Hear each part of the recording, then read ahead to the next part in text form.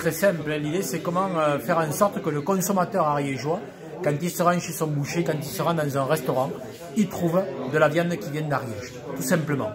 Et donc, nous avons travaillé avec de l'extrême amont, c'est-à-dire les éleveurs, à l'extrême aval, les consommateurs et le dernier maillon qui est le boucher ou le restaurateur, avec les opérateurs de cette filière, l'abattoir, le chevillard, celui qui ramasse les animaux, celui qui les découpe, faire parler tous ces acteurs pour, au bout du compte, arriver à cette conclusion qu'on donne la possibilité aux bouchers et aux restaurateurs ariégeois de trouver demain et aujourd'hui, dès aujourd'hui, de la viande née, élevée, abattue et qui a été engraissée sans OGM en Ariège. C'est une opération gagnant-gagnant. Pour le consommateur, c'est trouver de la viande de grande qualité gustative, de la grande qualité environnementale, et pour l'agriculteur, pour l'éleveur, c'est amener de la valeur ajoutée. Plus on relocalisera la consommation de ce que l'on produit en Ariège, plus les agriculteurs de ce département arriveront à gagner leur vie correctement. Et donc il y a aussi cette volonté pour moi de faire que des gagnants, des consommateurs qui mangent bien et des agriculteurs qui gagnent mieux leur vie et qui assurent leur pérennité. Ce qu'on a le plus à vendre en Ariège, c'est des viandes bovines et c'est des viandes ovines, dont les 3/4 partent ailleurs et être valorisées dans notre territoire, voire dans notre pays d'ailleurs, parce que c'est des filières d'export. Et là, l'idée, c'est vraiment de relocaliser cette consommation dans notre territoire. Et puis derrière, il y aura le cochon, il y a déjà le pain, on est sollicité aussi par les maraîchers. Voilà, l'idée, c'est de vraiment structurer des filières, des filières longues. Il est nécessaire d'organiser un partenariat entre les différents acteurs économiques de l'Ariège en filière viande, les éleveurs, les transformateurs et les vendeurs des différents points de vente. Et il est important aussi de se regrouper pour pouvoir proposer dans vos assiettes des produits ariégeois. Le nombre, c'est exclusivement des éleveurs ariégeois, même pas en périphérie du département.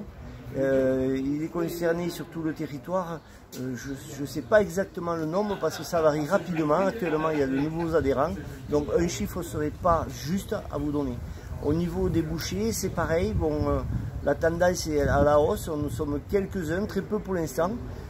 Mais je pense que quand ça aura démarré, beaucoup d'autres professionnels suivront. Il ne faut pas oublier que le département compte 30 bouchers abatteurs. Ce n'est pas rien. Et en sachant aussi que d'autres bouchers en périphérie du département se servent sur nos abattoirs de bêtes ariégeoises, avec du travail déjà avec des éleveurs ariégeois. Voilà. Donc on pourra aussi avoir sur la Haute-Garonne des produits, justement, c'est le but du jeu aussi, de promouvoir cette marque ariégeoise. Je pense que c'est une reconnaissance du travail pour l'éleveur aussi, d'arriver à avoir un cahier des charges avec un prix de base où l'éleveur se sortira et que le professionnel aussi aura un produit régulier et constant au prix d'un lieu où ça sera transformé. Dans le cahier des charges, il est nécessaire pour être affilié NAO de au moins faire abattre une bête par mois. À ce moment-là, vous êtes référencié en tant que NAO. Mais l'étiquetage sera bien précis. Parce que vous pouvez avoir une autre bête avec un éleveur qui n'est pas associé à NAO, mais qui fait un élevage aussi traditionnel et qui n'est pas intéressé par la démarche. Et vice-versa, vous comprenez? Donc on peut avoir un boucher, par contre, doit adhérer, il y a un montant qui est dérisoire d'adhésion par rapport à ce facteur d'association. Parce que peut-être que les ariégeois ne croyaient pas assez en eux, et moi je crois en ce département, je crois aux hommes et aux femmes, au savoir-faire, je crois au potentiel de ce département, au potentiel environnemental, économique, humain, et cette marque, c'est d'abord ça. C'est un vrai projet de territoire pour croire en l'Ariège et croire en ce territoire. La marque PNR, pour nous, c'est un peu la marque premium, c'est-à-dire la marque super qualitative de la marque NAO. Donc on est très complémentaires avec la marque PNR.